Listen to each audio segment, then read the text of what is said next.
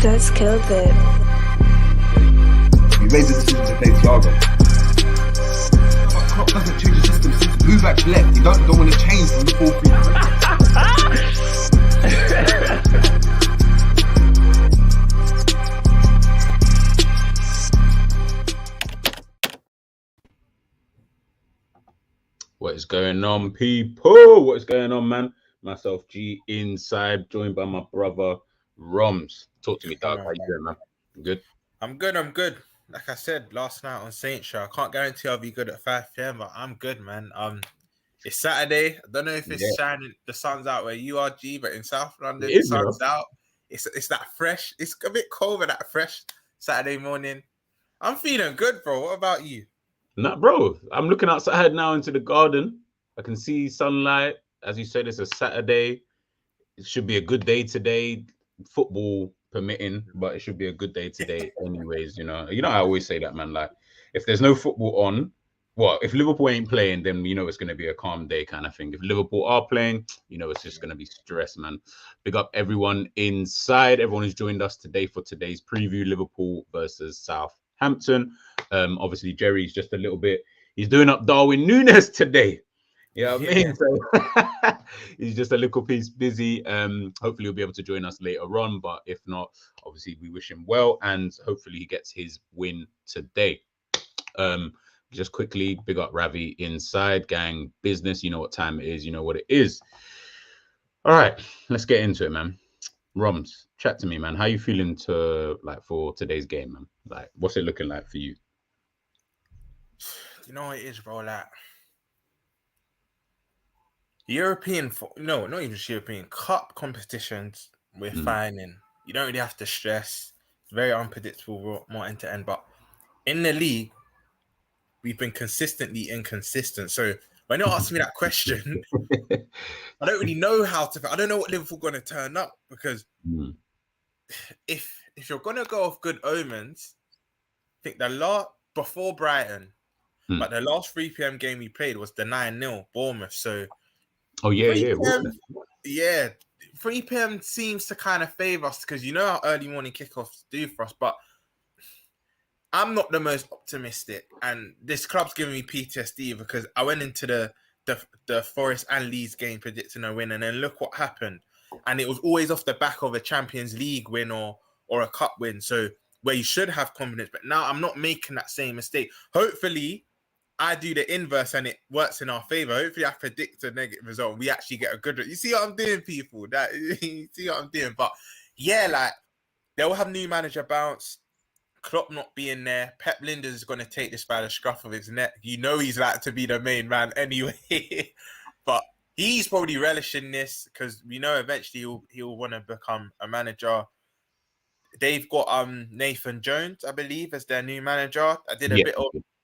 I did a bit of research on him. Didn't have the best spell at Wolves. Had a wicked spell at Luton. Got them promoted to the Championship. But he plays very pragmatic, G, and he can't break down a barn door. So today can be a very telling game. But if you want my honest opinion, I don't know how to feel. That's my honest question. I don't know how to feel really going into this game. You would say off the back of, because even if you look at the Derby game, yes, we went through. But we shouldn't have to be taken to penalties by a League One team. No, 100%. Regardless of the 11 we put out. Do you know what I mean? So I don't know how to feel during this game, but I just want to see that one last good performance going into the World Cup, man. You know, normally we've said the narrative this season, forget the performance, let's just get a result. I want both today. Like, give us a good performance that can match the result. You know what I mean? And we need to make that point gap respectable to top 4, because we got 2 of our top 4 rivals playing each other today, and points will be dropped. So we just need to kind of put pressure on that top 4. So when we come back, we're in kind of good stead. I don't want to be 10, 13 points off. I'd rather be about 5 to 7 off. Do you know what I mean? But that's how I'm feeling, bro. No. What about yourself? Everything Rom said, man. I definitely have to agree with that. Ravi, soon. Like, the day's just started, bro. Like, give me some time to. Yeah, I mean, to get into the madness. Right now, we're just drinking cups of tea and everything there. So, we're just diving in, watching that Man City game. Obviously, they're currently drawing with Brentford. Phil Foden literally just scored a goal just on half time. I feel like it's going to be one of them kind of days though. Watching Brentford today, I feel like that's what it's going to be like in the Liverpool game. Just like I said yesterday when we was on Saints and when I was on Jamie's show about, it's going to be one of them tricky ties, man. Rom said it before. Me, Jerry, and Romz. Every time we seem to predict, clean sweeper wins. What happens? Liverpool end up drawing or losing. Do you get what I'm trying to say? So it's like, I never really know anymore. And as Romz put it perfectly, that's why I started laughing. We're so consistently inconsistent. Like it's actually true. Like we can't ever be able to predict, you know, that we're going to win a game or convincingly win a game. So it is a bit of a catch-22. And as you said, with like Nathan Jones, obviously he's the new man in charge, came from Luton Town, had a little stint at Stoke City, stunk it up over there, went back to Luton Town. That's kind of like his home, to be honest with you. He's done good things over there. Small club, but you know, he had them playing in a nice way. He had one of the smallest, if not the smallest budget in the league, but was still able to compete, you know, with the big boys and stuff. So I feel like that's the kind of job that they're looking for him to do for Southampton, you know, which is a bit weird because Southampton have spent a bit of money, you know what I mean, this summer. Like, you know what I mean, they bought a couple players in the summer. They have spent a bit of dough. They're kind of languishing in that relegation zone. So I don't know, but go on. Add on to your point, G, yeah. I think this is going to be a short stint for Nathan Jones because when I was doing the research, how he played at Stoke and Luton was a bit more attractive actually. But I was playing at Stoke. He didn't last long there, and their fans didn't. That big up Phil Banner every time. Their fans didn't really like him, and they've got so much technically good players. Both Armstrongs I rate. You got your Sam Adozie from City. From City they signed him. I don't know if it was from City signed. Baller though, baller. Yeah. Sam Adozie, they got the Lavias, which I said is gonna be my breakthrough player of the season before ball had even been kicked. I watched him in a few under 21 City games, but you got the Lavia. I think he actually shocked. G. We returned a few weeks ago, but this should probably be the game he starts. Do you know what I mean? Of course. You got your Lavias, you got your Sam Adozie, you got Gmwk, which is his decision making is a bit all over the place, but I do rate him. Gmwk, you got your Adams, which is always a handful, running in behind. He's got a lot of presence to him. He can run in behind, he can hold it up. He can do everything, but he's not great. He can, you know, what's the saying? Jack of all trades, master of none. Yeah, so he can do everything, but he can't do everything to a high level. That's my opinion on Adams. I rate Armstrong, the striker, and I rate the midfielder. He can dribble. He's got a good shot on him. Who've you got? I don't know if Kyle Walker-Peters is fit, but if he is, he's been a danger. They got a fullback called Perraud. The things with them, this is why Hassan got the sack. They've got a lot of talent, but he hasn't been able to get the most out. And I remember when they lost 9-0 to Leicester. Was it last season or the season before that? I thought he would be gone. But I feel like they've done it two seasons in a row. I feel like they've lost massive. United and you're right, United and Leicester. And they restored faith twice. And you know what? After them defeats, he bounced back, but it was his time to go. He wasn't getting the best out of his players. They've got a young player called Mara, a French player as well from the league. He's quality. That's the thing. They've not really utilized their players, but we're the perfect team. What have we struggled against this season, G? Pace and counter-attack. We know we're going to dominate the ball. Against possession stats, like every tactic show we've done this season, it'll be the same. We'll have about 60 to 70 possession. We'll dominate, but we can be susceptible to the counter. They've got a lot of talent in that squad. Bella Kotchap, I think he got called up for Germany. They've actually got a good team, and that's why they sat Hassan because they need someone else to come in and get more out of these players. But it'll be a tricky game. It'll be quite cagey. Like this game, like what you just said, that the City game, it'll be quite cagey. But hopefully we win. I'm doing reverse psychology. I don't want to predict a win, so we lose. I want to predict a negative result, which I actually feel can be a possibility as well. But hopefully we win. Just, you know what I mean? No, I totally agree with you, man. Big up Jamie Big up Jamie every time, man. Obviously, look. Today's our last game before the World Cup. I think there's a couple games tomorrow on the Sunday, but this is our last game before the World Cup. So, you know, there's going to be a few players in there who we've got 7 who are going to the World Cup. I don't know if Southampton, if they've got any, maybe Bella Kotchap, as you said, I think but just him. just him, Yeah, yeah. just him. So that's even worse. That's actually even worse for us, to be honest. Like, because that means that they can go into this game full strength. Also, as well, they've been on a poor run of form as well. Do you get what I mean? I think they've lost 8 games in the Premier League this season. So I'm looking at it and I'm thinking to myself, hey, it's a bit techie because we're going into this. 7 of our starters are all going to the World Cup. They're going to have. I don't care what anyone says. I don't care what Virgil says in his bloody overlap interviews.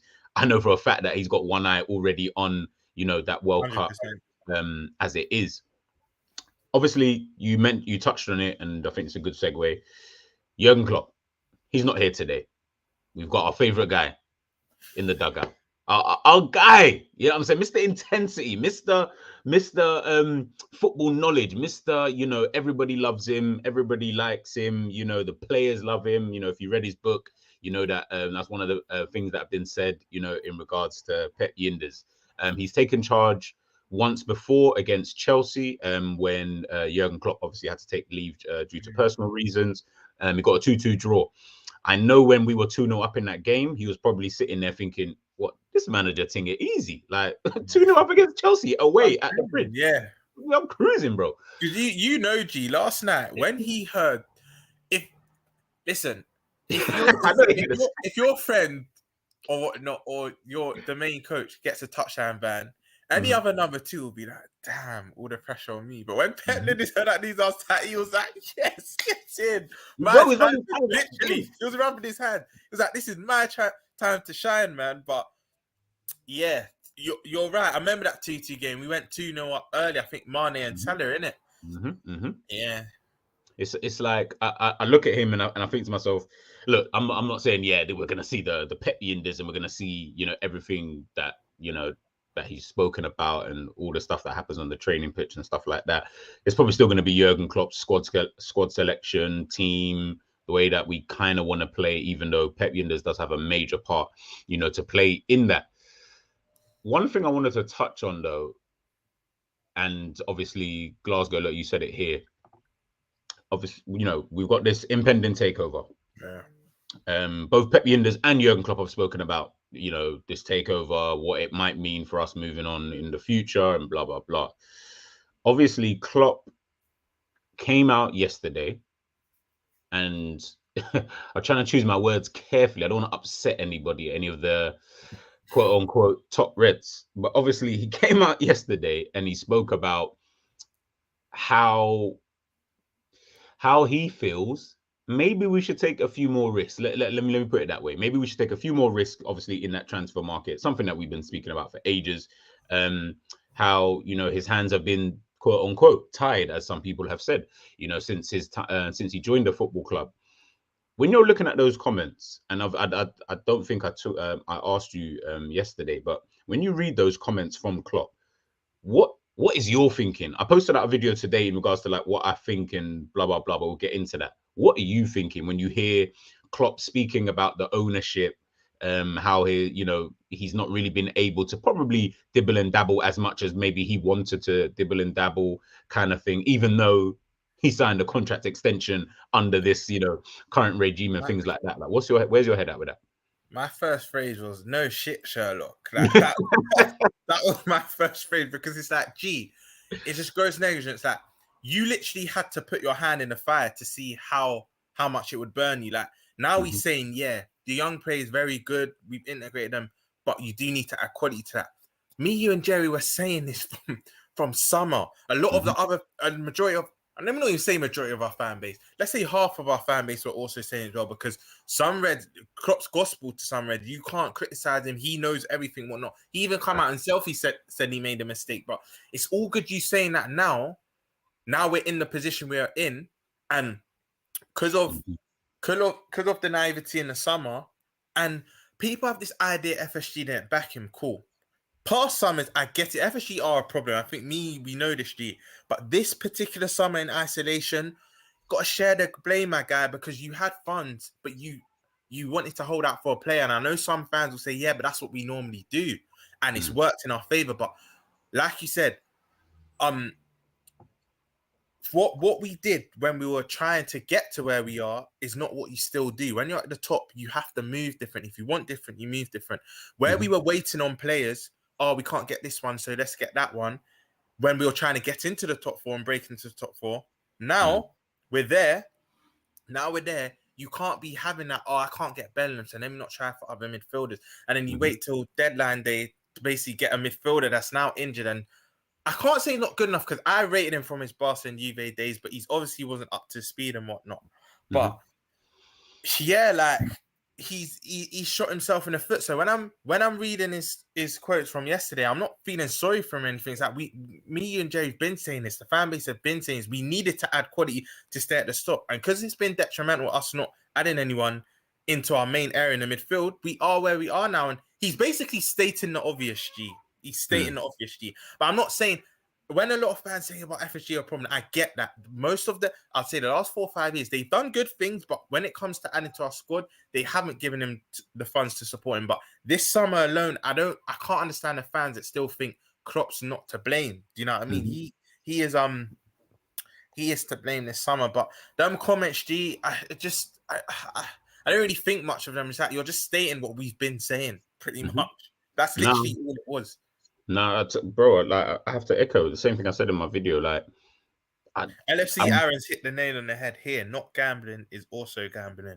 100%, 100%. Like, it's for me. I just think it's weird. Like, it's like you took a complete 360 on everything you've been kind of letting on, kind of thing. Now, look, we don't know what Klopp's thinking in his head. We none of us know Klopp. We ain't got a clue what this guy really thinks. Charles Xavier. It's not like we're Professor X. Brother, I'm telling you, I'm telling you. So we can't necessarily sit here and be like, yeah, you know, everything he says, because we know, just like anything you might say in public, it might not necessarily be what you're saying, you know, in behind closed doors kind of thing. So I get that it's football. There are certain things you can't just come out and say, but for me, it's weird. I just feel like he's just done a 360, like complete turnaround in terms of what he's been saying out to the public to now all of a sudden Liverpool look like they might be getting a potential takeover. And now he wants to, you know, chirp up and start telling everybody, yeah, man, you know, I can't wait to do this. Now, I'm not saying he hasn't said it before. He has mentioned in passing about taking more risks, obviously, in that transfer market. But then you've also been culpable, you know, with I always say this, with the money that has been available, he's also been complicit in what's actually been going on with some of the signings that we've had, with some of the players that he's extended their deals. He's also been complicit within that. So yes, of course, look, we can only look at FSG because they're the owners at the end of the day. So fair enough, you know, we can only look at them and say, well, they need to give us a bit more money, etc., etc. But at the same time, I'm also looking at Klopp and saying, well, you had maybe, I don't know what the figure is. I'm just going to guess and say 100 million, for example, during the summer. And you decided to spend, give or take, 65% of that on, you know, one player.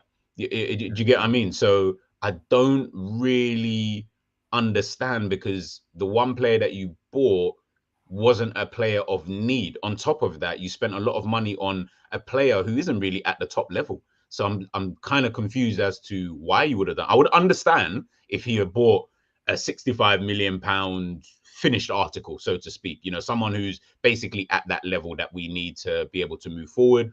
I'll say, yeah, fair enough. That kind of makes sense, you know. No problems there. Not to say Darwin won't get there, not to say Darwin can't be this guy and blah, blah, blah, but he's not that guy now, and he doesn't look like he's going to be for at least a year or two. So you spent all of that on this. You then sign your guy, an attacking midfielder in Fabio Carvalho, in a position that we never use at this football. Well, since he's been here, we've never really used. We used a traditional, traditional 10. But then you play him out on the left-hand side. You buy an 18-year-old right back, let go of a 20-something-year-old right back, then loan out the other 18-year-old, 19-year-old right back that we had, even though right back was probably a position that we probably needed a bit better cover in as well. On top of the, you know, James Milner extension, the Jordan Henderson extension, the, the Mane leaving wasn't actually on Klopp, so I can't say that, that was a Klopp thing. But there are little bits and bobs. Again, I'm not placing full blame on Jurgen Klopp. No way, because it's not just Jurgen Klopp's issue. 100%. It is both owners plus manager. But I'm with Romz on this in terms of I don't really understand how all of a sudden now everyone's kind of just gone, yeah, as soon as Klopp's mentioned the obvious thing that we've all literally been saying, all of a sudden everyone's like, see, I told you, Klopp's always been no. Let's not do that. Let's not do that. Let's not pretend like Klopp hasn't been complicit. Let's not pretend like Klopp's been a bit naive in thinking that the same squad he had from 4 years ago, 90% of that squad can still stay together and still compete at this high level. Doesn't really happen. Do you know one thing I will say, G, to answer your question? What do I think of the comments last night? When you and Jerry had this discussion a couple of weeks ago, will we spend in January? One thing I do feel now is we 100% spend in January. On what? That's a different story. But when Klopp's saying you have to add quality, I think, because let me ask you something. When the takeover happens, because it's not if. The more I read stuff and research, it's a case of when, not if, right?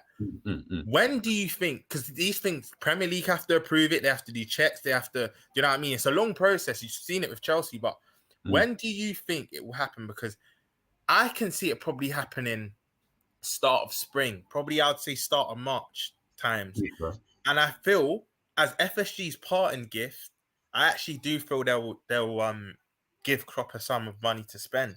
But yeah, I was wondering, I wanted to ask you that. Once it happens, when do you think it will? Because I've heard some fans say end of the season. I don't think it will be that long. I don't think it'll be that far away. Because if the news is broke now, it'll probably be within the next month or two. And we're not like Chelsea in a situation where, because of world affairs, Roman just had to go there and then. We can actually plan ahead. Do you know what I mean? So ours should be a bit smoother. But when do you think the takeover happen?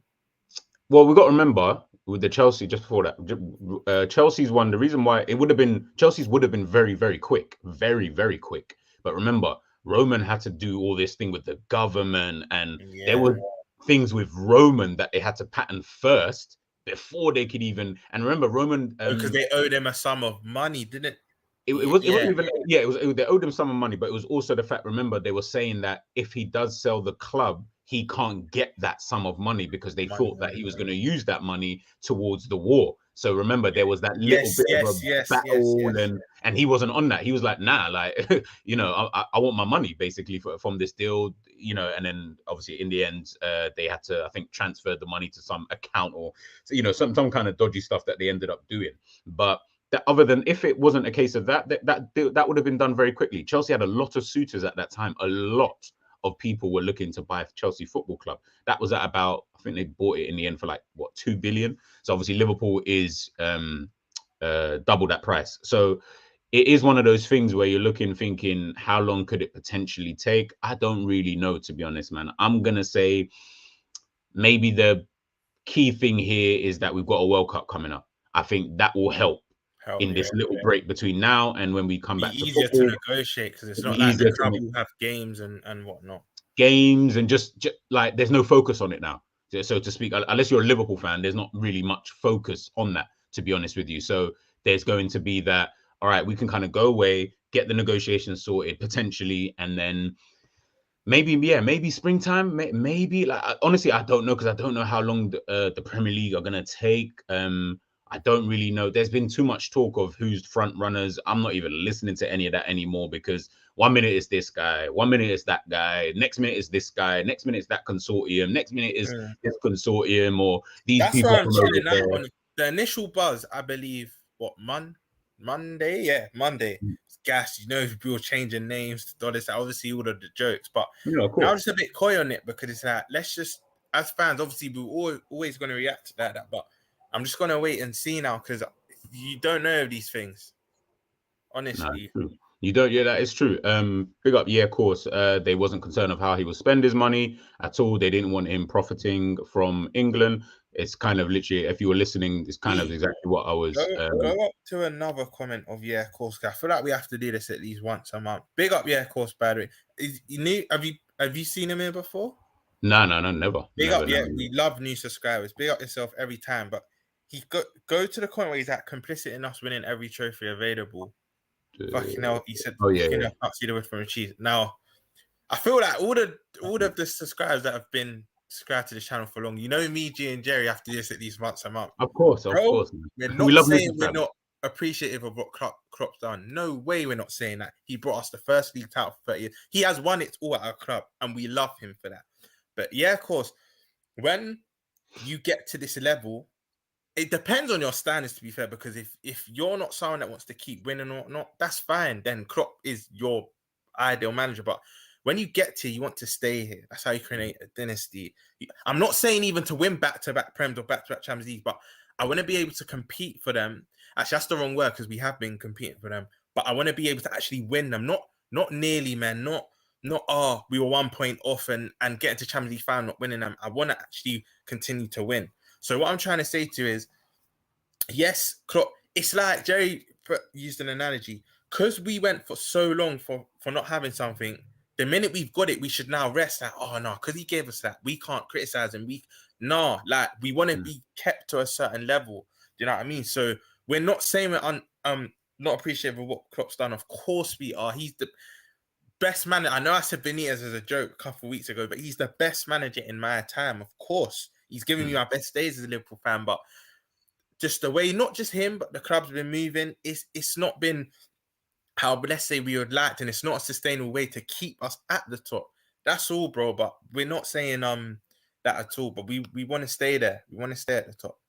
No, again, Romz, I was gonna talk about that, but yeah, you hit the nail on the head. I think it's Liverpool fans, some Liverpool fans anyway, and not necessarily saying you, yeah, of course, but some Liverpool fans, you're resting on your laurels a bit too much, and it's just becoming a little bit annoying for me. And you're like, this is just my own personal opinion. It's just a little bit annoying in regards to resting on your laurels. We understand. Look, Klopp's won everything once. That's great. You know, that's cool, so to speak. Yeah, I mean, I don't really know what else to really realistically say. I mean, that's cool, winning everything once. You know, that is genuinely good. Being here for such a long time, I kind of expect him to have at least won everything once. Anyway, to be fair to you, you know, he has been here for a little while. He's had fantastic squads. If he hadn't, then this would be a complete and utter failure, to be honest with you. And we're not saying that it's been a failure. We're saying that it's actually been a good period of time for Liverpool. But I'm sure you could probably agree with us here in saying that this can't be the best. You know, this definitely can't be the best that Liverpool have done in the last 30 to 40 years. Because if so, that wouldn't be, you know, sorry. Sorry to cut you, bro. If I send you the lineups, would you be able to add it? Yeah, I'll be able to add it. Yeah. If you get them, then I can. I was trying to look through it myself now as well. Let's put up our teams. Yeah. But yeah, I think it is just more that in terms of being able to just differentiate between the two. What he has done, and Klopp's even just alluded it to himself, you know, alluded it to everyone else, to be honest, in his comments, in talking about the ownership and talking about, you know, what we've done has been able to get us here. He also, he probably always did, and I would give him the benefit of the doubt to know that he knows we can't. What we've done so far can only get us so far, which is what we've obviously currently done. And I think what he's looking for now is being able to take us to that next level. That next level is, and I think what Romz might, and I don't want to put words into his mouth, what he's trying to say is, you know, not necessarily winning these back-to-back titles. I think it's more the excuses of not winning these things. Yeah. We have a lot of those at Liverpool. Oh, we didn't have enough players. Oh, the squad isn't that good.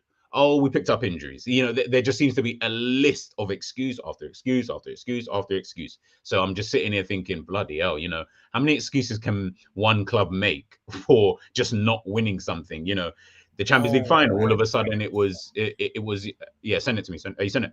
I sent both, yeah. But there's just some annoying news. You just mentioned the word injuries. Oh God, I just we can't catch your break. But you know, ours first or their But yeah, just to kind of round off, I think it is just more a case of that more than anything else. But you know, it is one of those kind of things. But let's get into the game in itself. Lineups obviously been put out. Should we put up ours or should we just go straight into? Let's put up ours first. Cool. So here's Romz's lineup. Quickly blitz through it. The reasoning. Here's Rom. 1 second. Here's Romz's line. I was laughing at something he put there. You guys will laugh when you see it. Don't think I didn't notice it. Obviously, this is what you put on there. Because I was thinking, what did that even say? Like, and then I read it, and I was like, this guy. Obviously, this was Romz's hopeful lineup. Back five. Keeper, Sir Alisson, Becker. Yeah, you run through it. Bro. Ramsey, because I just think he just looks so good technically, man. He could dribble with the ball. I just loved what I saw. So Ramsey, and it's the last game for the World Cup. Kanate, which breaking news, I know seen he's injured, but yeah. Oh, of course he's injured, of course.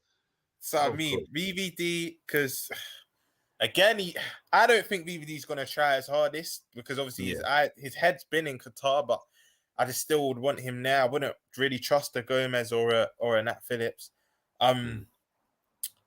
Robbo left back because I just think he needed this injury. He needed the injury was kind of a blessing in disguise. He needed that rest, whatnot, and I think he's been excellent since coming back. I would have played a 3-1-2. So Thiago on the left, he's not going to the World Cup. Hendo in the middle just for that experience, and I don't want to see Fabinho until after the World Cup. And Hendo's also obviously he's going to the World Cup, but he won't start. Elliot, because you know me, I'm not Elliot's biggest fan, but credit when credit's due. He's been very good last 2-3 games. You know what I was saying? I've not seen enough productivity from him. It's come to fruition recently, and I've got to give credit when credit's due. He's been excellent. Firmino's poor coming on against Derby, but I feel like this is his type of game. Like I'm a very superstitious guy. The last 2 3 p.m. kickoffs, I think he scored in the Brighton game and he got a hat-trick in the Bournemouth game. So, and they've both been at Anfield. So I just think he will have something to say today. Salah on the right, back to the Salah we know, man.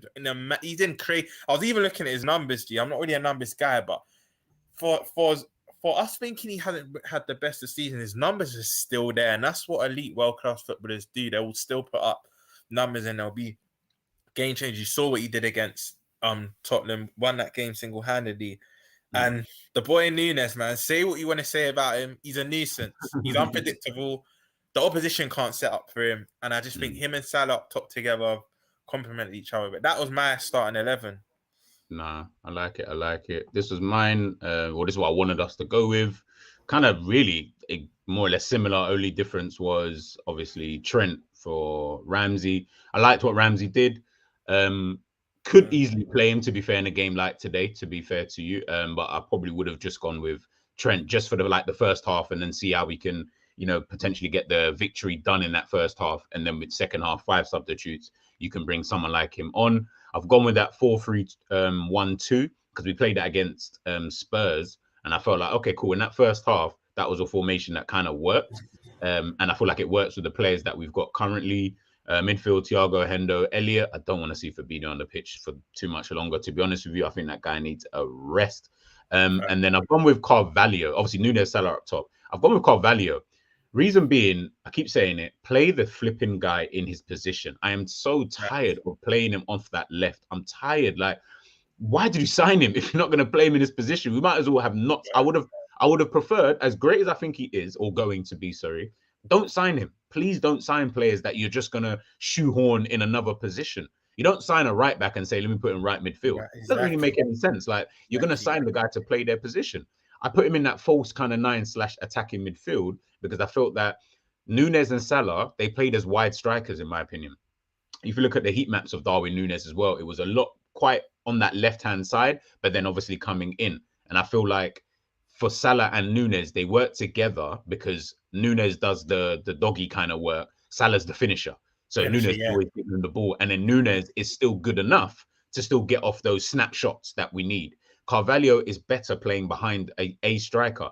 Why not have 2 in front of him? Did you get what I'm trying to say? I feel like if Klopp's potentially trying to nurture someone like a Carvalho, why not put him in maybe as a false 9/attacking midfielder instead of trying him off the left? Off the left does not work at all. Like it just looks horrible when he's down that side, and we're starting to not really see the best of him. But that's kind of what I've gone with moving forward. But we'll give you the Liverpool lineup. Obviously, it's now out. Southampton's lineup is also out. Couple surprises, but Romz alluded to it. Don't know if you guys can see it. Let me see if I can make it. Sorry, my bad. I should have cropped it. So no, I can't even push it in. But we got Ali in goal, Trent right back, Gomez and Van Dijk in the middle, meaning Kanate, from what I'm hearing, is injured. Robbo at left back, Fabinho. I just spent a minute talking about that guy. Fabinho, Thiago, Elliott, Salah, Nunes, and Firmino. To me, that looks like a 4-3-3. And what did I say about Klopp and reverting back to type? But these are the things that people don't want to talk about. These are the things that no one wants to kind of, say because of, for whatever reason. Again, Klopp is like a god to everybody. So, they're not going to talk about it. But why are we going back to type? We don't need to. We've like Klopp, you spent about 4 games switching up the tactics and playing, well, not even playing style, but just switching up the tactics to then just revert back to type. You don't have the players to go back to type, if I'm being totally honest with you, who can do it over a long sustained This period. is looking like the same industrious 4-3-3. Yeah, bro. It just doesn't really make sense. And when we look at the Southampton, on the bench, we have got Adrian Kelleher, Milner, Ox, Tsimikas, Carvalho, Bajcetic, Phillips, and Ben Doak. Ben Doak. When you look at that, other than Carvalho, and everyone knows he's my boy, Carvalho has been in poor form, but who really comes off the bench and changes much? No, I We're in the mud, man. Like you look at that bench, and I'm just laughing because there's a comment here, and John, don't think I didn't notice that kind of comment. And it's these. Even I know John's joking around. No. But the 4-3, I know, and I this is what they're gonna tell me. But this 4-3-3 almost won us a quad. But guess what? It didn't. We won 2 trophies, bro. Even I know you're joking, but you know what I mean. We won 2 trophies off the back of that. The team cannot play this tactic for a sustained period of time. Do you know how we can't? That second half against Spurs. Even though we were playing a 4-3-1-2, you can see the guys are just, they can't press. There's no intensity whatsoever.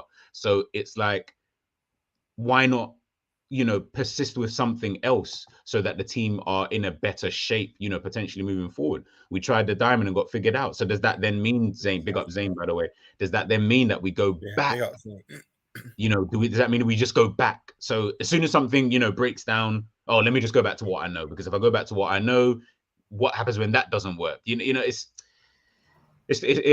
just funny to be honest with you. But Southampton's lineup, it's crazy because it's that if you bring up Southampton's, bro, it sounds mad. But this scares me because you've got both Armstrongs, who I said I didn't want to see. El Unity, I think they might have injury. I've not seen them in their starting lineup for a while.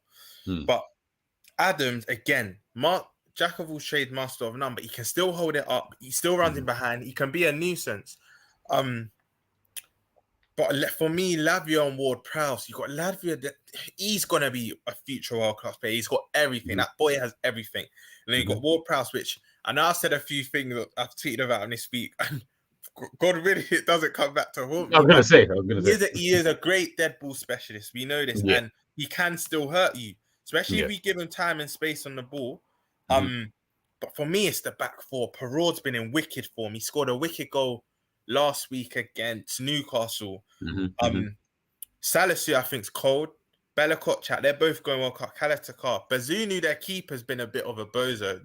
No pun intended. But yeah, that team, that midfield, midfield's where we've lost on one, not even lost on one, mainly lost games. I just think it's going to override us again, and now it's just going to be one of them dragged out afternoons at Anfield. You look at their bench, Maitland-Niles, Lianco, Diallo again. Bro. See Diallo, right? That's another player that's very industrious. He'll come on and inject that energy. Ginepo, I was speaking about. Aribo, a good little technician. Sam Edozie, which I believe from City Academy, baller. He's one for the future as well. Mara, the French guy, and Walcott. You look at their bench and our bench, they've got more players that can actually change the game. I'm looking at us, other than we say Ox and Carvalho, but they've not shown us that. There's no evidence to go off this season. Carvalho in the earlier stage of the season, but I didn't have a good feeling before the game really, and now seeing the confirmed lineups and no Konate, it's a bit of a worry. And guys, like, look, at the end of the day, playing Southampton, we should win, and I'm still going to stick by that in terms of we should still pick up the victory. But it's just these little kind of things. Because when we get to predicting, we want to know what you think. It's like, as Romz just said, you look at our bench. There is no game changers in that game. On that bench, there's no one on the bench that you're looking at. No one in this chat, no one online who are watching this, who's watching this now, can sit here and say that's the player who's going to come on and potentially change the game. There's no one on there. Now, we're not sitting here and saying that Southampton's bench is like their player for player are fantastic and world class. No, what they have over Liverpool is they've got game changers. And I'm talking whether they want to bring on attacking players to maybe change up the formation, whether they want to bring on defensive players to be able to change up the formation. They've got that in abundance. What we have is just players, like literally just players who can bodies. Like it isn't even. Yeah, it's almost like you've just kind of picked out whoever was. We've got these are the you've picked out your 11. These are we need to get a squad of 16 or whatever it is, or not 16, 20 or whatever it is. These are the only available players left. Let me just pick every single one of them without any thought, almost like you've just done auto pick on Football Manager. You just said, boom, let me just pick the substitutes for itself because I need to just fill up the rest of the bench. There is no real thought about it. And I think that's what frustrates me more when I see these lineups and things like that, because I'm sorry, it cannot be a money situation. It can't be a it can't be a point of because Aaron, sorry to cut you, G. Aaron, big up yourself, LFC Aaron, because he's speaking gospel. He literally simplified it. Go to his comment where he said any team that works harder than us has a. It's literally this. Like, we've got more quality than, for me, Bar City. We still have on our day. I know we haven't had much days, but on our day, I thought City just got a penalty there. But on our day, we can be. I still think after City, we do have the most quality in the league, but we don't have the industry anymore. So Aaron hit the nail on the head. Any team that works hard enough has a great chance beating us. You've heard the saying, hard work beats talent when talent don't work hard. But the thing is, it's not that we're not even trying to work hard. We simply, the personnel just do not have the legs anymore. But that is spot on, Aaron. And it's been evident. The Foresters, the Leeds, they're probably the two best examples, because the other two teams we lost to United and Arsenal, cool. I'd still say not this season, but overall we're better than them. But they still have quality. They don't just have the industry; they have quality that can hurt us. But them two teams, they have quality, but not in abundance how we do. But because their industry's better, it's just Aaron, big up yourself for that. Is that literally Brew Rider? We've got more quality than them, but they worked harder. It's been the story of our season. Anyone that's worked harder has a. And that's what I feel with Southampton. When I'm looking at them, I'm just thinking that midfield that they've probably chosen, they've probably gone for that midfield because all they need is just the industry. Again, it's fine having the better players, but if the players can't do the job that's required of them, it's kind of almost pointless having these players almost keep playing the same way. Hence the reason why I want us to move on from this 4-3-3, because of how the way that Klopp wants it to work and Pep Yinders for today wants it to work.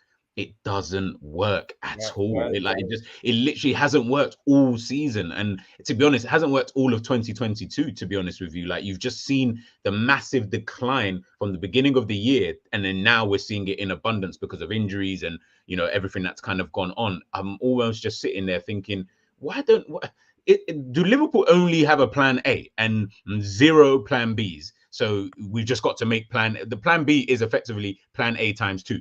Do you get what I mean? And it's like, come on, man. Like, surely someone in there has got to look at it and think to themselves, maybe we should think about a different way of playing, because even the players that we do have here, all of them are getting on a bit, and all of them can't perform at the level that they have been performing over the last, 5 seasons. So we've now got in probably more technicians, your Carvalhos, Curtis Jones, Harvey Elliott's, Thiago's and things like that. Surely that should then signal to moving away from that kind of football. But it hasn't. 100%. Do you know what I mean? All it's done is literally just put ourselves in a position whereby we're now struggling to kind of almost see out certain games, and everyone can see it. Every one of you have watched Liverpool this season. Second half, more often than not, we just drop off because we just can't get there. You know, it's not even that we don't want to; we just actually can't. And you know what? Big up Panoff, because I did your comment didn't go. It didn't go unnoticed. He said it earlier in the chat. I don't know if I can see it still. But Panoff was saying where he's at the game, big up Panoff, and he was saying right now, like, it's loud and bubbly. He said it earlier at the start of the show. It's loud and bubbly in the ground. That's cool, Panoff. But I've been to Anfield once this season, and after You Never Walk Alone, we sang it. It kind of died down.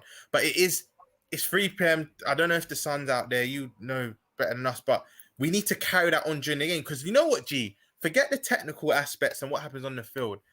I think we can agree as Liverpool fans as well that atmosphere hasn't been there. And how I know this is true, because I've seen TikTokers that go to the game that have said the same thing, that the 12th man is gone. The 12th man is gone. And let's not lie, G, it's a massive part of City on the break. It's a massive part of football. So Panoff is all good at being like this before the game, but we need to sustain this throughout the game, because every football tell you it will lift when your crowd's behind you. It will lift the players to a certain extent. But big up yourself. Hope you enjoyed today, and I hope we get the 3 points, man. Honestly, that moves us on. We might as well head in to our match predictions. Talk to me, bro. We're gonna go you first. What are you thinking? You think it's gonna be? It's cool. I'm also doing this for 2 reasons: reverse psychology, because I predicted Leeds and I predicted Leeds from every game. I predicted us to win. I know it's early in the season. United, I predicted us to win. Palace, I predicted us to win. It's not even as recently. Leeds, Forest, all these games, and we haven't. So I'm going to predict 1-1. Generally, because I do believe it will end 1-1, but also in hope that it's reverse psychology and we actually get a positive result. Because it's like I might be the bad luck. You know what I mean? When I'm predicting wins, we lose or draw. So I'm going 1-1. I do honestly think it'll be 1-1. I think they take the lead because we still have to concede in first. Not really actually bar cup games, yeah. Them in the league, we like conceding first. Then we'll get back into it. Then we'll be on that. I can imagine the last 10, 20 minutes, we'll throw the kitchen sink at them. Honestly, I think we'll be on them, but we won't be able to break them down. So, yeah, we're on to it now. Big up, JJ. Everyone smash the like and that Jerry in the house. But 1-1. I'm going to go. I think Nunes is in a rich vein of form. I think Nunes will equalize. Then we just won't be able to break them down. Nah, I feel you. I'm going to go with, I'll stick to my guns. If we lose, that's on us. I'm going to say 2-1. I'm going to stick with the 2-1 Liverpool. I think it's going to be, you're probably watching, I think you're watching a game now, a bit like this Brentford versus Manchester City game. It's where 89th minute and it's still 1-1.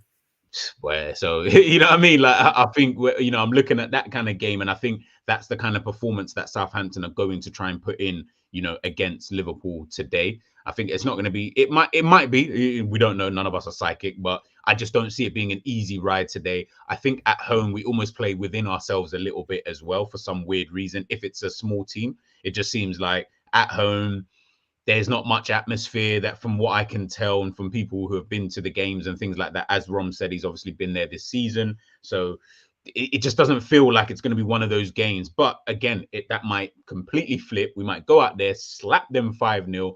Everyone goes off to the World Cup, no injuries, and then we're good to go, kind of thing.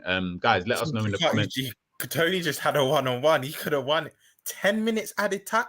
There's 10 minutes added time into the 100th minute. Sorry, I'm just over here. No. Let's go. But it's like, I just think, yeah, it's one of those kind of weird games. And I'll be honest, when it comes to Liverpool this season, you can't judge. We're so inconsistent. You cannot predict. No one can sit here with a certainty and say we're going to win games. That's impossible, right, because you all sat here and said Forest, we're going to beat them. Leeds, we're going to beat them. Brighton, we're going to beat them. Newcastle, Crystal Palace, Fulham, Manchester United, Arsenal. We've done it so many times this season that I'm just looking at it and thinking, I'm good with Liverpool and predicting their scorelines until I can see us go. And I said it to you already, until I see a 10-game winning run, I can't then back them until I kind of get to that point, because that will remind me of what Liverpool were good at. And I still think it's us and City who can go on those type of runs at any given point in the season. I know City are obviously drawing at the moment. Do you still think we're capable of that this year? Because I was saying at the start of the year, but the way this year's panned out, I don't know anymore. Not winning runs. I think we can go on an unbeaten run. Yeah. I think we can do that this season, where we can go. Like, I think Jamie said it yesterday on Saints, or on his show, about 10 games and we've won 8 and lost 2.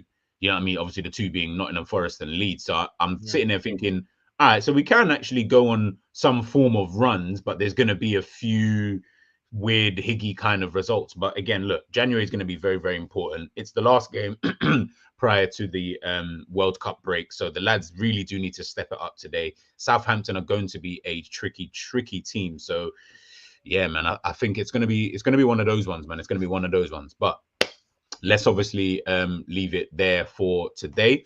Thank you, Romz, obviously, for joining me on the stream for today's game. We're gonna head out quickly. I've just said have won consecutive league games this season. Yes, City then West Ham, but I believe that's it. I believe that's it. That kind of tells its own story. I think I'm still just sitting there thinking, if the boys are not on it, it's going to get sticky, but we'll see. We'll come to 5 o'clock or whenever the games finish. We'll all be sitting here talking about it. Jerry will let you guys know, so make sure you got the notification tab slapped on. Make sure you're liking, make sure you're subscribing. We'll find out later on today whether or not we'll be doing a match reaction. If not today, guarantee we'll be doing it tomorrow regardless. Anyway, myself, G, Romz, and we are